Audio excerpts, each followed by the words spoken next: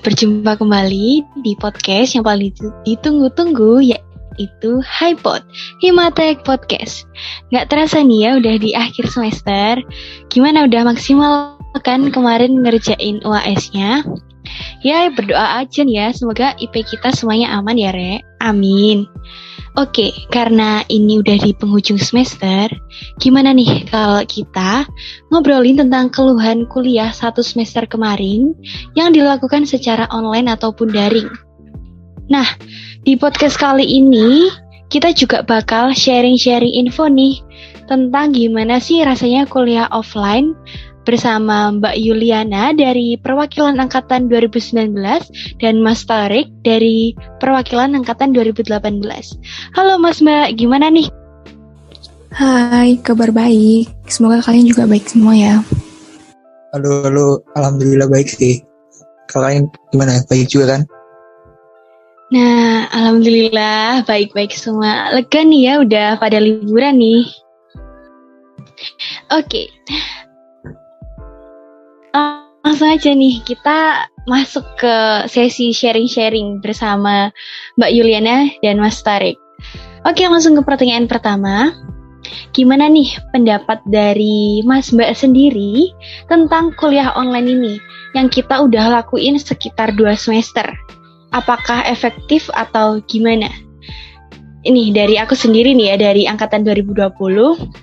Sebenarnya kuliah online ini aku ngerasain ini kurang efektif, soalnya banyak banget nemuin kayak keterbatasan gitu loh ya. Contohnya nih, yang paling sangat terlihat itu dosen itu nggak bisa ngontrol semua mahasiswa yang mengikuti perkuliahan dengan baik. Ya kayak contohnya kita bisa mengikuti kuliah online ini dengan kita tiduran ataupun kayak sambil makan gitu. Kadang juga dosennya ngebolehin kalian boleh kok ngikutin perkuliahan ini sambil makan dan lain sebagainya. Nah kayak gitu kan nggak bisa dikontrol sama dosen. Soalnya kita mengikuti pembelajarannya di rumah masing-masing seperti itu. Kalau dari Mas Mbak sendiri gimana? Oke, kalau menurut pendapat aku, efektif atau tidaknya kuliah online ini menurut aku itu kurang efektif. Ya, sama yang dibilang seperti Meisila tadi. Kurang efektifnya itu banyak faktornya kan. Contohnya ada kendala jaringan atau device-nya yang berkebatasan. Terus untuk penyampaian materi sendiri dari dosen ke mahasiswanya itu juga terbatas, kurang leluasa juga. Tidak seperti kuliah offline gitu. Kemudian juga tapi untuk dari mahasiswa sendiri itu bisa lebih maksimal dari mengerjakan tugas-tugas yang diberikan dari dosen sendiri dan juga bisa mengasah kemampuan lain di luar kuliah. Kalau menurut Mas Torik bagaimana? Kalau menurutku sih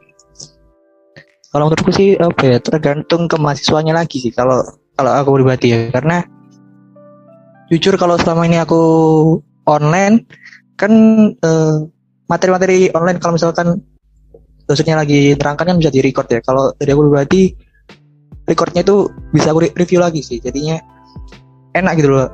Kalau ada yang masih belum paham itu bisa nge-review dari record, atau misalkan di kelas lain itu udah ada mata kuliahnya ya, misalkan satu mata kuliah sedangkan di kelas masih belum. Jadi terkadang kalau aku pribadi minta link recordnya sih, jadi bisa tahu oh nanti besok mata kuliah ini bahasnya kayak gini. Kalau dibilang efektif atau enggak, menurutku kembali lagi ke mahasiswa masing-masing.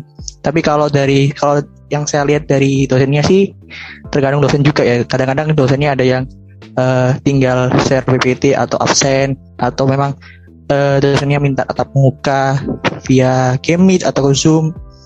Kayak gitu sih. Untuk tugasnya, kalau tugas-tugas sendiri biasanya kalau online itu kan apa namanya?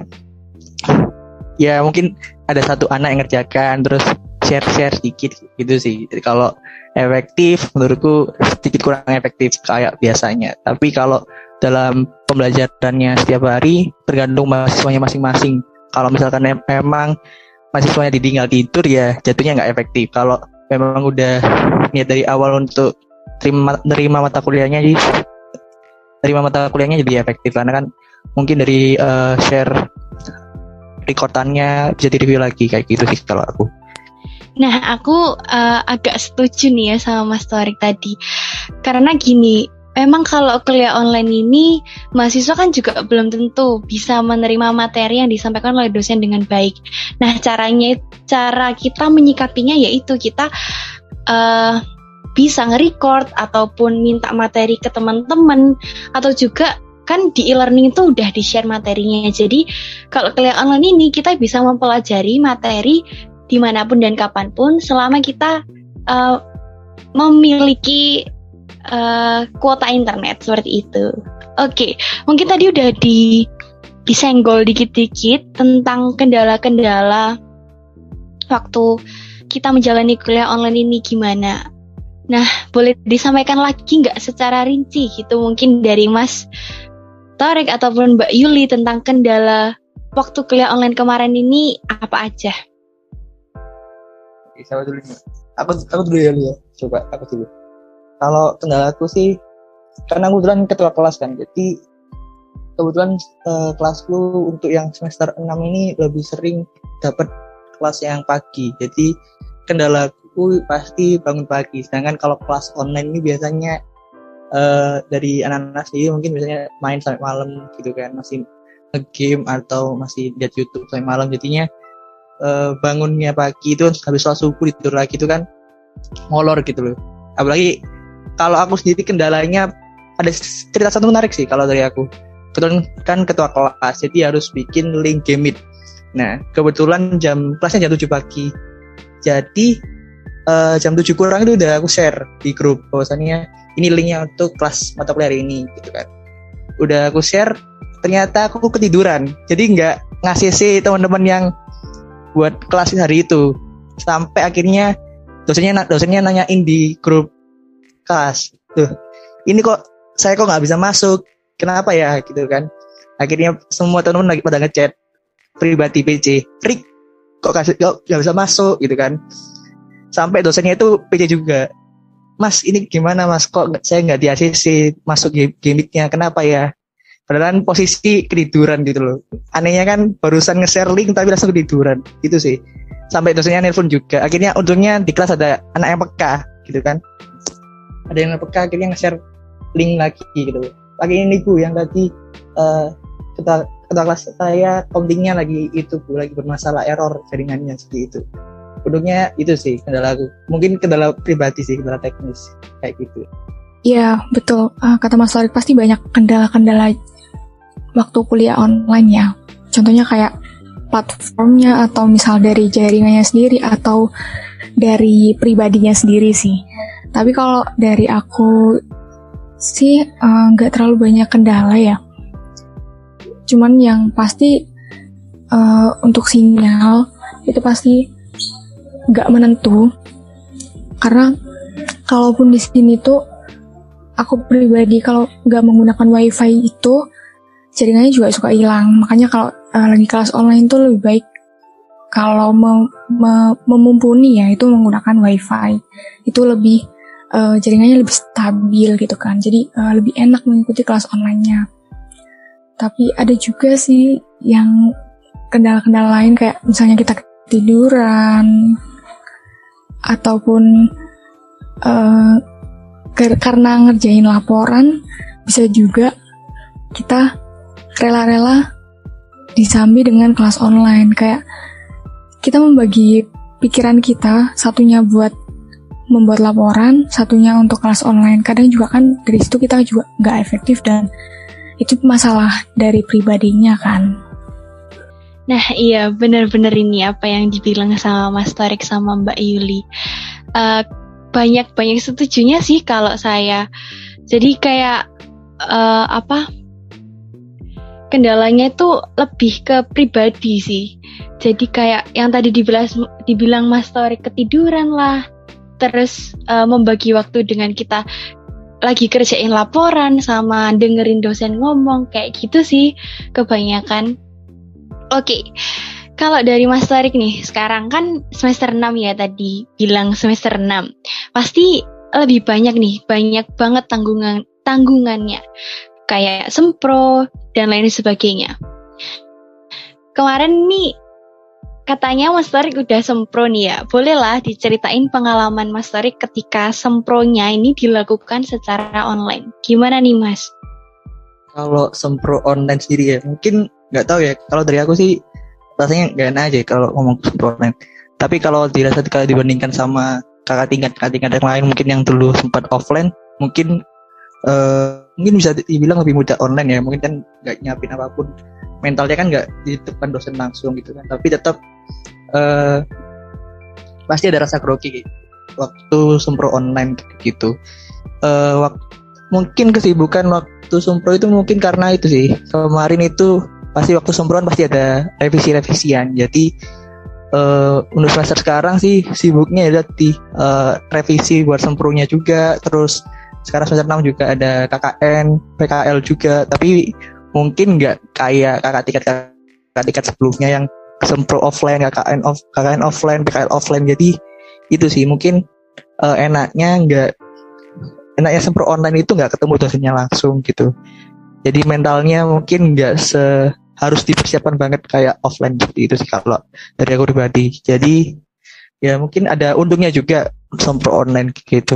Kalau sempro online aku sendiri pribadi kemarin itu terbilang cepat karena mungkin ada beberapa revisi ya, jadinya alhamdulillahnya bisa dijawab, dan juga dosen pembimbingku juga bantu untuk membenarkan gitu. Jadi kalau aku pribadi kemarin sempro online termasuk ada enaknya juga kayak gitu. Oke, mantap banget nih kayaknya kemarin sempro online. Oke, sekarang kan tadi kita membahas tentang kuliah online. Mungkin dari Mas Tarik sama Mbak Yuliana sendiri kan udah pernah ngejalanin kuliah offline. Gimana sih pengalaman Mas dan Mbak ini waktu ketika kuliah itu masih dilakukan tatap muka atau offline? Soalnya teman-teman angkatan 2020 ini pastinya juga pengen tahu lah gimana suasana ketika di dalam kelas, praktikum, apalagi pas waktu ujian. Kalau dibandingin sama online ini gimana perbedaannya? Oke, dari aku dulu ya. Pengalaman dari kuliah offline menjadi online sendiri itu menurut aku transisi yang agak susah ya. Tapi kalau pengalaman dari kuliah offline dulu itu enaknya kalau misalnya kita praktikum bareng gitu sama teman-teman kelas, bisa ngerasain praktikum secara langsung dan kita dapat data-data yang udah dilakukan gitu kan. Kalau sekarang di online itu kan kita cuma lihat video dan data juga udah dikasih dari aslab masing-masing gitu. Jadi kita cuma tinggal menghitung. Nah, bedanya kan pasti di praktikumnya secara langsung itu beda banget rasanya. Karena kalau cuma menonton video sih, ya bisa diulang berapa kali. Tapi kalau praktikum, ya kita ngejalaninnya cuma sekali. Terus kalau suasana di kelas sendiri sih nggak jauh beda ya. Pasti ada yang sambil ngerjain laporan, ada yang bahkan ketiduran gitu kan. Tapi kalau bedanya sendiri itu di offline itu kan kelihatan karena kita di satu kelas yang sama gitu. Kalau misalnya online kan kita di rumah masing-masing. Ada juga yang kalau nggak on cam itu malah nggak kelihatan dia lagi ngapain kan.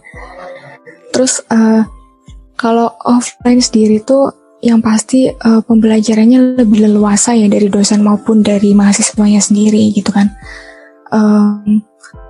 Untuk materi yang misalnya belum jelas atau kayaknya masih belum paham, bisa ditanyain ke dosen secara langsung, nggak perlu adanya malu-malu atau malu kalau mau bertanya. Kalau offline tuh lebih enak gitu kan. Kalau misalnya kita udah dijelasin masih belum paham, masih bisa diulang lagi, nggak ada kendala jaringan atau apapun. Terus kalau suasana yang lain, enaknya itu kalau offline kita biasanya kalau mau UAS gitu belajar bareng gitu kan, apalagi dari teman-teman himpunan itu ada mentoring ya. Mentoring biasanya di gazebo FI gitu tuh biasanya ada mentoring sebelum UAS ataupun UTS. Kita juga bisa belajar bareng di perpustakaan, ngerjain laporan bareng sama teman-teman. Kalau sekarang kan ya udah di rumah masing-masing belajarnya. Gitu sih kalau dari aku. Mungkin dari Mas Farid. Mungkin kalau dari cerita Yuli sih, karena Mbak Yuli ini termasuk mahasiswa yang rajin ya. Jadi apa namanya, ceritanya baik-baik banget gitu kan. Kalau dari saya pribadi sih sama aja sih, mungkin mirip-mirip juga. Cuman mungkin suasana offline karena dulu ketua kelas, mungkin kalau kelas pagi itu kerasa sih, jadi belum sarapan atau belum, kadang-kadang jujur belum mandi tapi langsung berangkat gitu kan. Buka kunci kelas ya gitu. Jadi kerasa gitu loh kalau offline itu ternyata offline itu sempat menyiksa gitu loh. Pagi-pagi harus ke kampus kayak gitu. Terus kalau mungkin yang paling kerasa sih praktikum sih, soal praktikum, karena kan sebelum praktikum kan pasti ada tes awal ya. Tes awal itu kan kalau di tahun-tahun pertama kan masih sama asal-asal gitu kan, masih belum sama dosennya langsung. Nah itu kalau apa ya, nyiapin buat ketemu aslabnya itu kan perlu mental, dan juga nyiapin materi buat ditanya-nanya ini tuh nanti apa aja kayak gitu. Itu kerasa sih. Jadi kayak udah nanya ke praktikan sebelumnya, gimana praktikum yang kemarin itu gimana. Nah itu kerasa banget kalau offline gitu kan. Kalau online kan sama kayak katanya Mbak Yuli kan tadi kan cuma dikasih data doang gitu kan, data terus kita diolah datanya cuma pakai Excel perhitungan, terus kita maparin perhitungannya kayak gitu sih. Jadi akhirnya gimana ya, kayak nggak tahu real praktikum itu realnya itu gimana, itu nggak tahu. Jadi kalau offline itu menurutku enaknya itu sih. Jadi kalau praktikumnya bisa offline. Terus mungkin dulu pernah kayak skip kelas gitu. Jadi terkadang dosennya dosen ini rek gitu kan, males gitu. Atau biasanya sih kalau aku sih diajak teman kelas, terus sering nggak usah ikut kelas ini dulu, apa sekali-sekali gitu kan, makan siang gitu kan. Ya udah akhirnya skip kelas, terus skip absen kayak gitu sih. Karena berasa suasananya itu kayak gitu, nanti tuh skip absen. Jadi selama kayak 1 semester kayak terkadang jatah 2 kali titip absen aja nggak apa-apa, atau 2 kali bolos gitu, kayak gitu sih kalau dulu offline.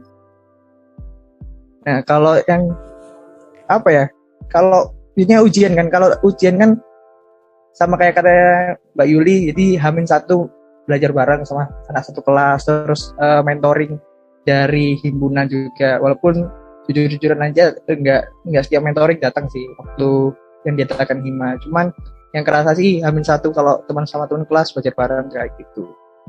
Kalau online kan mungkin bisa open book gitu kan, terkadang ujiannya bisa open book, makanya mungkin terkadang bisa lebih diakali gitu. Kalau di offline kan dulu apalagi kayak hitung-hitungan itu kan, wah nanti kira-kira pasti harapannya itu bismillah gitu kan, soalnya itu mirip-mirip sama kayak tahun lalu gitu kan, jadi kerjainnya lebih mudah gitu. Mungkin dari aku kayak gitu sih, atau ya kayak gitu sih, sekali doang cuma telat kelas itu mungkin salah satu yang bisa kerasa kalau offline. Kalau online kan telat kelas kan bisa join nanti kan nggak kelihatan gitu loh. Kalau offline kan telat gitu kan kelihatan, anaknya barusan masuk gitu kan, permisi maaf kayak gini. Apalagi kalau ada dosen yang telat, kalau masuk telat itu kan ada satu dosen pasti, mungkin teman-teman tahu juga kalau dosennya itu masuk jam 7 ya udah, kalau telat kelasnya dikunci gitu kan, pasti bingung.